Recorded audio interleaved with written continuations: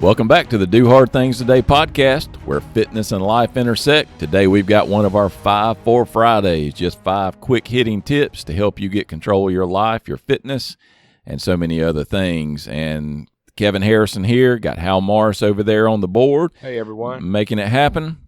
And today we're going to talk about 5 just daily habits to put into your life that can do some really transformational things. None of them are complicated. None of them are anything that's crazy, but these are things that can really help you just to get control of your life. Here we are, for most of you, you've got kids going back to school. The summer's winding down, and we actually have a 21-day challenge group going on right now for some people that are doing some trying to do some hard things, trying to get their life and their fitness under control. And you can always find that. As always, you can go to the Do Hard Things Today Facebook page, or Do Hard Things Today Nutrition. We have a Facebook group that you can go to. A lot of our running stuff is over on the Hub City Running. You'll find that page as well for our runners. As always, we just ask that you take a couple of seconds. If you're getting any value out of this podcast, go give us a review. If you could write a review, it would be awesome over on iTunes, and that would really help us to be able to move up the rankings, to be able to reach more people with what we're doing. So, Hal, I got 5 daily do's, and these are things that I believe if you will just make these habits, that they will you'll see some really cool things start happening in your life and with your health, and you just jump in on these. Whenever you hear something that has worked for you, or maybe that you've seen other people do. But I'm just going to jump into these under 10 minutes. Number 1, drink 100 ounces of water daily. Okay, 100 ounces. That's a lot of water. Over on our nutrition plan, we've actually got you drinking 1/2 ounce of water per pound of body weight. Why I did this 100 ounces of water daily is it's just a more hard and fast goal. It's one that you can look at and say, all right, I've got a 24-ounce water bottle. I got to drink 4 of these from the time I get up to the time I go to sleep. I just recommend people have that by their bed, and as soon as they wake up, grab that water bottle, start drinking it, and then all through the day be drinking water. The other thing this will do, if you're having to get this 100 ounces of water in daily, it's going to prevent you from drinking these other things that aren't so good for you. And so you kind of kill 2 birds with 1 stone on that. How's your water intake, Al? I do pretty good during the week. Yeah. Kind of slack off on the weekends when I'm not around a water fountain. Yeah. At work. So yeah, I'm constantly going to the water fountain at work and refilling my water bottle. Yeah, it just does so many things for you. I'm not going to go into all those now, but it just does so many things for you. Number 2, exercise at least 30 minutes a day. Okay, going through these do's, some of them you're going to hear and you're going to be like, oh, this is no problem. Some of you have been exercising for a long time, and 30 minutes is, just a walk in the park for you. For some of you listening, you're not exercising at all. And how do I define exercise? It's anything that gets your heart going, and that could be walking to as far as something like CrossFit. I mean, it could be that whole gamut that it could run. The main thing is to get moving for 30 minutes a day. That can be broke down into a couple of 15-minute sessions, 1 30-minute session, whatever that is. Get 30 minutes of exercise in daily.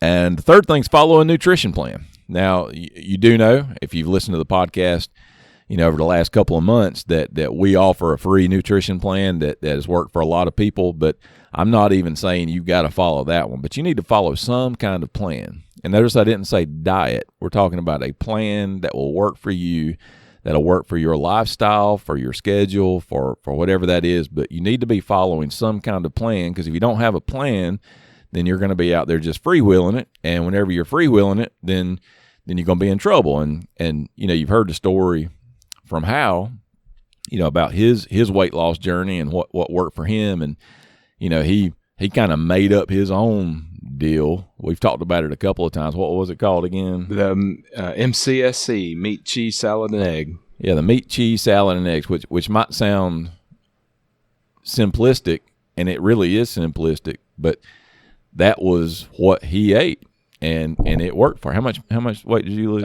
Over 50 pounds. Yeah, and so yeah, go ahead. I'm sorry. Yeah, 50 pounds, and from May until say October same year, about 2 pounds a week. Yeah, and so Hal he had a plan, and that plan worked for him. And the whole key to the plan is, can I maintain it? Is it going to work for my schedule and for my life? And then, is it going to be something that's easy for me to remember of what to do? You don't ever want to be out there and trying to figure out, well, what should I eat? Well, when you start saying that, more than likely something bad's going to happen, and you're going to end up eating things you shouldn't eat. The fourth thing is develop a 15-minute morning routine. Okay, and here's how I define that morning routine. First thing is, well, you get up, you're drinking your water. Get to a quiet place where nothing's going on. Do not open your phone and start looking at social media or get online. Get to a place where it's kind of peaceful and quiet, and I want you to write down 5 things you're grateful for. And you're going to do that every day. And if you do that for long enough, you're going to realize all the things you got to be thankful for. Why does that matter? And why would you want to do that the very first thing when you wake up? For so many of us, the last thing we do at night is scroll through social media. Wake up in the morning, we start scrolling through social media, start looking at the news outlets, start looking at everything that's going on in the world, and we immediately are put into a bad mindset. When you get up and spend 15 minutes, and the second thing I want you to do on this is to read 10 minutes in a nonfiction book. It can be anything. Some people use this to do their quiet time if they want to get a spiritual thing. Some people use just a fitness book or a motivational book, some kind of nonfiction. This is not, you don't need to pull out a novel, but you need to just 10 minutes of putting good things into your mind. So you'll wake up and you'll spend this 15 minutes. You'll get your mind right by looking at all the things you got to be grateful for, and then putting some good things into your mind. And then in 15 minutes, you've done 2 good things. The people that have done this in the challenge, for some of them, they've come out and just said that this has transformed more of their day than anything else that they're doing. And it's just the fact of showing being thankful and then putting good things into our mind. On social media, which we all use it and it's a great tool, but my goodness, you can just scroll and scroll and scroll and scroll, just mindlessly looking at stuff. And then all the news cycles that are out there and everything that's going on, there's just so much negativity out there. This gets you started the right way. And the last thing, and this is new for a lot of people, but it is kind of that introducing that concept of intermittent fasting without going overboard. And that's to eat all of your food in a 12-hour window. That means if you start eating your food at 6 o'clock in the morning, you eat your last bite of food at 6 o'clock at night. If you start at 10 o'clock in the morning, you eat your last bite at 10 at night.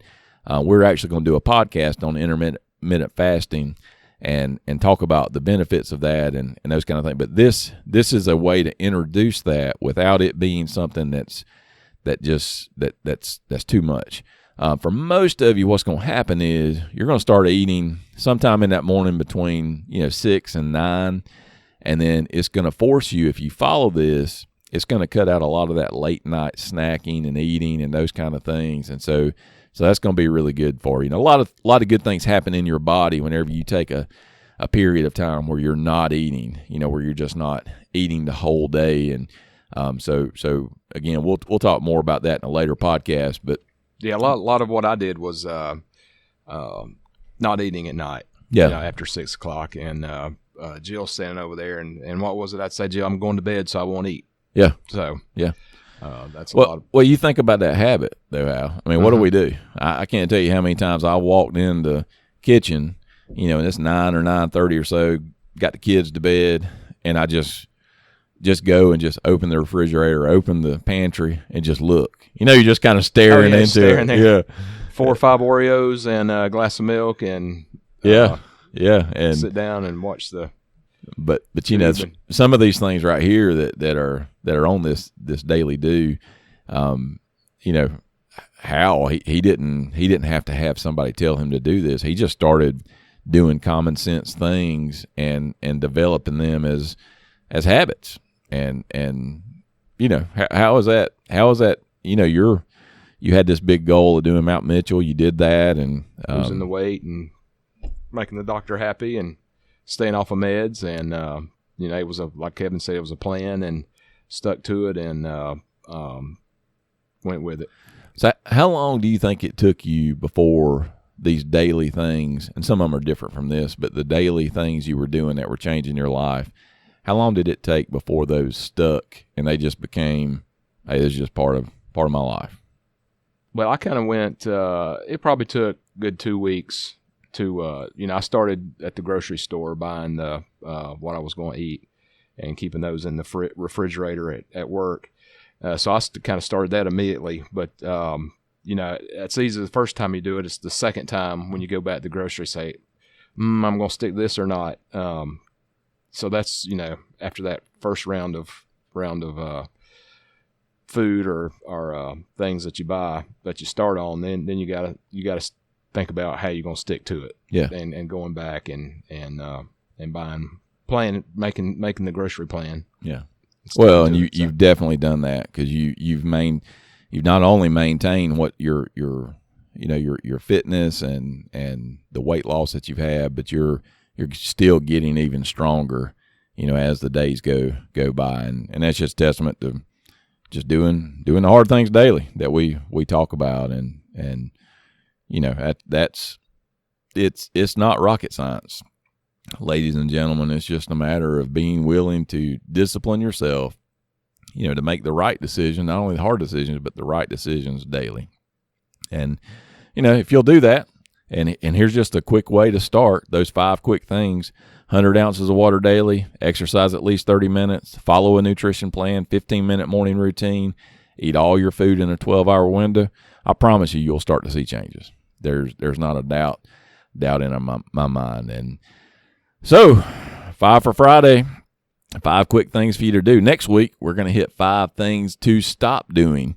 And if you stop doing some of these things and replace bad habits with good habits, it's amazing what happens. So for Hal Morris, this is Kevin Harrison. 5 for Fridays in the books. Just like we always say, we do hard things today. Tomorrow will take care of itself. And this is the Do Hard Things Today podcast, where fitness and life intersect.